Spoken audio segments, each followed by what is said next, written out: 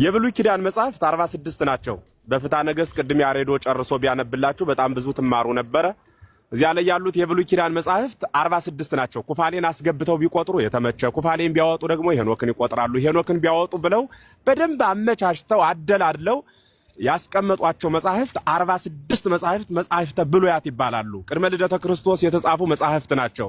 በኩራቸው መጽሐፈ ሄኖክ ነው። ሁለተኛ የተወለደው መጽሐፍ ደግሞ መጽሐፈ ኢዮብ ነው።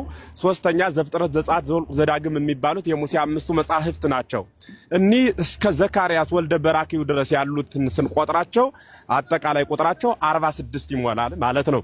46ቱ መጻሕፍት እስከ ዘመነ ሐዲስ ድረስ ያገለግሉ ኑረው በዘመነ ሐዲስ ደግሞ ጌታ ያጻፋቸው 4ቱ ወንጌላት እንደገና የሐዋርያት ሥራ 5 የሐዋርያው የቅዱስ ጳውሎስ መልእክት 14 መልእክት 14ቱን መልእክቱን ደግሞ 10ሩን ለሀገር 4ቱን ለሰው ነው የጻፈው።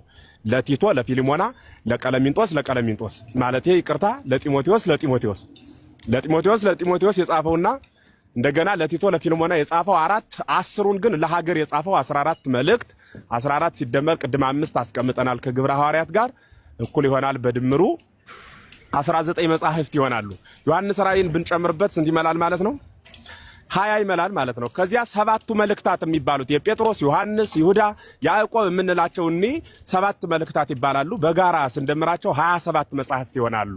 አሁን ላይ በህትመት ደረጃ ሰው እጁ የያዛቸው መጻሕፍት እኒ ናቸው። እኒ ግን 27 ሲደመር 46 ቁጥሩ ስንት ነው የሚሆነው? 73 ነው ሊሆን የሚችለው። ለምን ስንት መጽሐፍ ቀርቶ ነው ቢባል የቀረ መጽሐፍ አለ። ያ መጽሐፍ 8ቱ የሥርዓት መጻሕፍት የሚባሉት መጻሕፍት አሉ። መጽሐፈ ኪዳን፣ መጽሐፈ ቀለሚንጦስ፣ መጽሐፈ ጽዮን፣ መጽሐፈ ግጽው የምንላቸው መጻሕፍት አሉ። እኒህ አሁን የጠቀስኳቸው 8ቱ የሥርዓት መጻሕፍት ይባላሉ። እኒህ 8 መጻሕፍት ቅድም ከነገርኋችሁ 73 መጻሕፍት ጋር ሲጋጠሙ እኩል ይሆናል 81 አሃዱ መጻሕፍት ከመዝ ነአምን ወከመዝ ንነብር ተብሎ የተነገረላቸው እኒህ ናቸው። እንደዚያ ምናምንባቸው እንዲያ ምንኖርባቸው መጻሕፍት አምላካውያት የሚባሉት እኒህ ናቸው ማለት ነው። በሚገርማችሁ በእጁ የያዘው መጽሐፍ ቅዱስ 80 አሃዱ ለመሆኑ በራሱ ማረጋገጫ የሌለው 66 ነው ብሎ ሲናገር 66 መሆኑ በቀኖና የተቀበለው በትውፊት ያገኘው ከመጽሐፍ ያላገኘው መሆኑን ጠንቅቆ እያወቀ በቀኖና እንዳልተቀበለው እያወቀ 66 መጽሐፍትን የሚያምን ፕሮቴስታንት እኔ ነኝ አለ። በእውነት ነው የምላችሁ። ይሄ ሉተርን ጥሩት 66 ለመሆኑ መጽሐፍ ቅዱስ ማስረጃ የት ነው ያመጣ? መጽሐፍ ቅዱስ 66 ይሁን ብሎ ብያኔ የሰጠው ማን ነው? እኛ ሰለስቱ ምዕትን እንጠቅሳለን።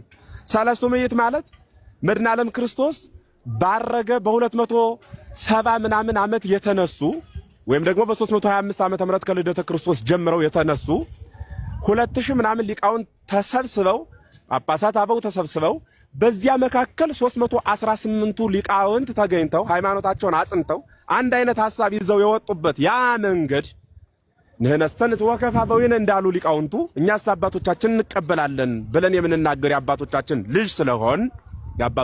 ልጅ ስለሆን ያን የእግዚአብሔር ቃል ቆጥረው ሰፍረው ለክተው ይሄን ተመገቡ ከዚህ ውጭ እንዳትቀንሱ እንዳትጨምሩ ብለው አባቶቻችን ሰጠውናል። እነሱ ግን የሚጠቅሱት ማንን ነው? ያለ መሆኑ ለዘመናት ሳይፋለስ የመጣ የታሪክ መጻሕፍትን በየትኛውም አይነት ዘመን የታተመ የተጻፈ በብራናም ይሁን በወረቀትም ይሁን ወረቀት ከመጣ ጀምሮ የተጻፈ ጽሑፍ ማሳየት እንችላለን። ኦርቶዶክሳውያን ኢራን አስደንጋጩን መረጃ ተናገረች። የአንድ በርሜል ነዳጅ ዋጋ $200 ሊገባ ስለሚችል ተዘጋጁ ሲሉ የኢራኑ ወታደራዊ አመራር ተናግሯል። ኢራን በሆርሙዝ ሰርጥ በ3 የንግድ መርከቦች ማለትም በታይላንድ በጃፓን እና በማርሻል አይላንድ ባንዲራ በሚንቀሳቀሱ መርከቦች ላይ ጥቃት መፈጸሟን አረጋግጣለች። በዚህም ምክንያት በየዕለቱ የዓለም 20% የነዳጅ ምርት የሚያልፍበትን ይህንን ወሳኝ መስመር ሙሉ በሙሉ በሚባል ደረጃ ዘግታለች። ኢብራሂም ዞልፋቃር የተባሉ የኢራን ወታደራዊ አመራር የዓለም የነዳጅ ዋጋ 1 በርሜል $200 ሊገባ ስለሚችል ተዘጋጁ ሲሉ አስጠንቅቀዋል። ኢራን የአሜሪካና እስራኤል ጥቃት የማይቆም ከሆነ 1 ሊትር እንኳን ነዳጅ ከቀጠናው እንዳይወጣ እንደምታደርግም ዝታለች። የፕላስ ምልክቷን እየነካችሁ አዳዲስና ወቅታዊ መረጃዎችን ይከታተሉ። ቅድም እንዳልኩት አሁን የምደግመው ነገር በውይይት መሃል በአንደኛው ሳይድ ያላነበበ ታሪክን ምንም የማያውቅ ሰው ሲመጣ ልብን ዝቅ ያደርጋል ውይይት ያልኩት ለዚህ ነው።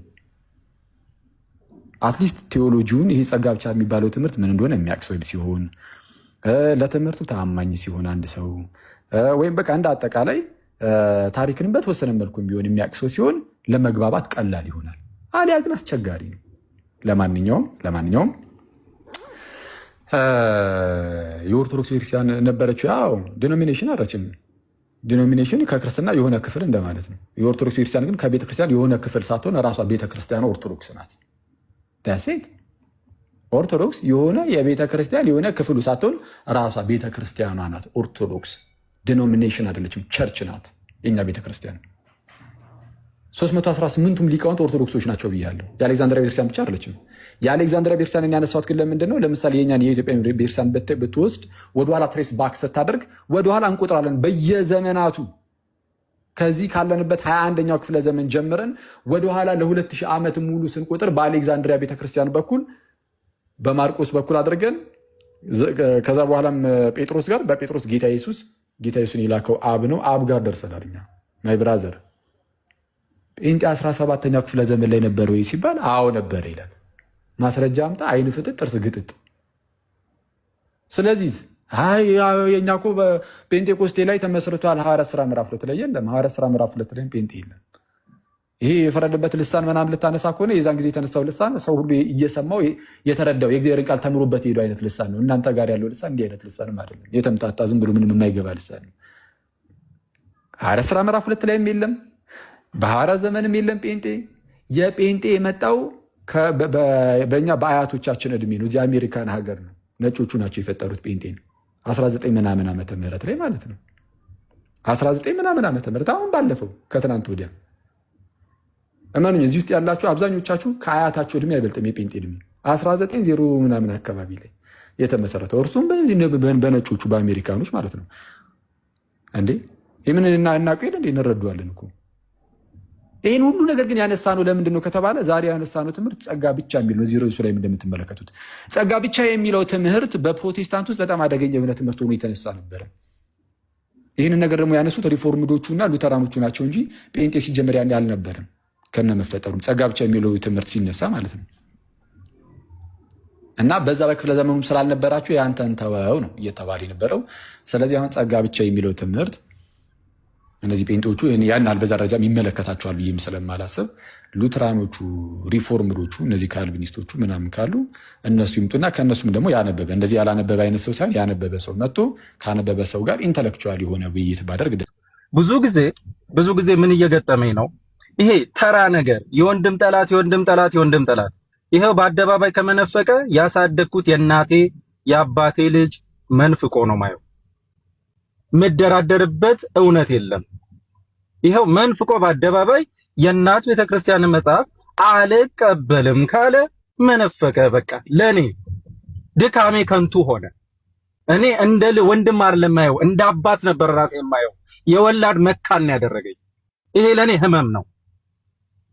ህመም ነው። ለዚህ ነው ወንድሜ ዲያቆን፣ አባቴ ዲያቆን፣ አጎቴ ዲያቆን፣ አያቴ ካህኑ ነው፣ ዘር ማንዘሬ ካህኑ ነው ወደ አገልግሎት ያልገባሁት ስለማቃቸው። አገልግሎት ውስጥ እንዳልገባ ያደረገኝ ይሄ ነው። እኔ የቴዎሎጂ ምሁር ነኝ። አንድም ቀን ወደዛ እንኳን እንድታይ የምፈልግ ልጅ አይደለሁም። ተምሬያለሁ። እኔ እንኳን ግን ከምዕመን ውጭ መባል አልፈልግም። ስለዚህ ወንድሜ በአደባባይ የወላድ መካን አድርጎኝ ያሳደግኩት ወንድሜ በዚህ ደረጃ የቤተክርስቲያን መጽሐፍ አልቀበልም ብሎ በአደባባይ ያየሁት አልተመለስኩለትም። በቤተክርስቲያን እውነት ውስጥ ወንድሜን አላውቀውም፣ ልጄን አላውቀውም። ጥምቀት ለድህነት መሆኑን ቁጭ አድርጌ ያስተማርኩት፣ ቤተክርስቲያን እንድታስተምሩ አድርጌ ያሳደግኩት፣ በቤተክርስቲያን ከማደግም አልፎ ሲያገለግል የኖረ ወንድሜ ነው፣ ልጄ ነው። አሁን ግን አጣሁት። ለኔ አሁን ነው የሞተው። እሱን እንዳሳድግ አባቴ ከሞተብኝ ቀን የበለጠ የሞተብኝ አሁን ነው። ለኔ ህመም ነው። የቤተክርስቲያን መጽሐፍ ይዞ ቢሞግት ጥግ ድረስ ይሄድ ነበር። ቀሲስ የጠየቁት ጥያቄ አልወደድኩትም ነበር። ጥምቀት ለጥምነት አይደለም የሚል መጽሐፍ አሳየኝ ሲሉት ጥያቄው አልጣመችኝም። ግን ባትጥመኝም የቤተክርስቲያንን መጽሐፍ መዞ አልቀበልም ካለ ለኔ የድርብ ሞት ነው። ትላንትና ወንድሞች የተባሉ ለኔ እንደሞቱብኝ ሁሉ ይሄም ድርብ ሞት ነው ለኔ። ስለዚህ በእናት ቤተክርስቲያኔ እውነት የማልደራደር ሰማዕትነት ለመሆን ዝግጁ የሆንኩ ነኝ። ቀሲስዬ ወንድሜ አልቅሻለሁ፣ አዝኛለሁ። በቃ ይሄ ነው እውነቱ። እግዚአብሔር ያክብርልኝ። ቀሲስ አንድ ነገር ልበልና ይቅርታ አድርጉልኝ። አንድ ነገር ለማሳሰቢያ ልስጥና ከዚያ እናንተ ትቀጥላላችሁ። በቃ ተናግረዋል ብፁዕ አምላክ። እኔ ብሆን ወንድሜ በዚህ ደረጃ እንትን ቢል ምን ያህል ልቤ ሊሰበር እንደሚችል ግልጽ ነው። ሁላችሁም በዚያ መንፈስ ሁኑና እጃችሁን አንዳንዶቻችሁ የምጽፉ ሰዎች እባካችሁ ስለ መድኃኔዓለም ልለምናችሁ። ጥላቻ አንዳንዶቻችሁ እውነት ለመናገር ጥላቻ ያለባችሁ ሰዎች አላችሁ። በቃ ለቀቅ አድርጉት ወንድሙን። በቃ ብፁዕ አምላክ እዚህ ውስጥ የለሁበትም ብሏል። ወንድሙን በዚህ ደረጃ መናገር ምን አይነት ከባድ ነገር እንደሆነ እኔም እናንተም ትረዳላችሁ። አቁሙ። ስለ ብፁዕ አምላክ የምጽፉ ሰዎች አቁሙ። በቃ ምንም ነገር ምክንያቱም እምነት ይለያል። ከእናትም ከአባትም ከእህትም ከወንድም ይለያል። ስለዚህ እንደ ሞተ ቆጥሬዋለሁኝ የደከምኩበት ያስተማርኩት ልጄ ነው ብሏል። ይሄ ደግሞ ሁላችንም ታናናሾቻችን እያስተማርን ላሳደግን ሰዎች ስሜቱ ምን እንደሆነ አንድ ትእዛዝ እንኳን አዘዘን እምቢ ሲሉን ምን ያህል እንደሚያመን ግልጽ ነው፣ እንኳን በሃይማኖት ይቅርና። ስለዚህ ብፁዕ አምላክ ላይ አቁሙ፣ መጽሐፋችሁን አቁሙ። ትናንትና ሚኪ ቤትም ገብቼ